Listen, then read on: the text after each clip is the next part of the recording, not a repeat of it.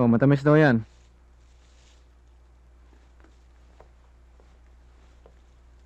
Kamusta ang biyahe mo? Bakit ba tuwing umuwi ako, yun ang tinatanong mo sa akin? Para namang may pinagkakaiba pa yung mga ginagawa ko. Maliligo lang ako, tapos magpapahinga ako. Sobrang traffic sa highway, halos 7 oras ako sa daan.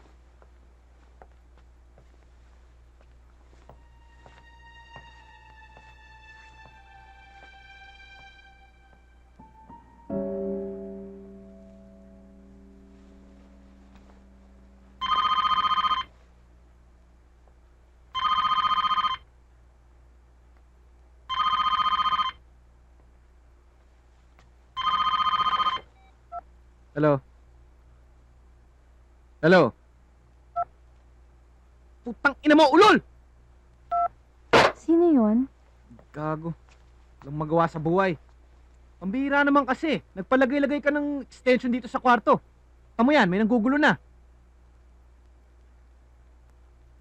Eh, ang tanga-tanga pala niya eh. Ba't siya nagpadala?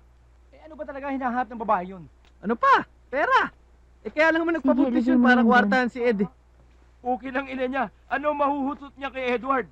Eh, pustiso ng lola niya, sinanla niya para magkapera. Talaga na oh. Marami pa bang beer? Ha?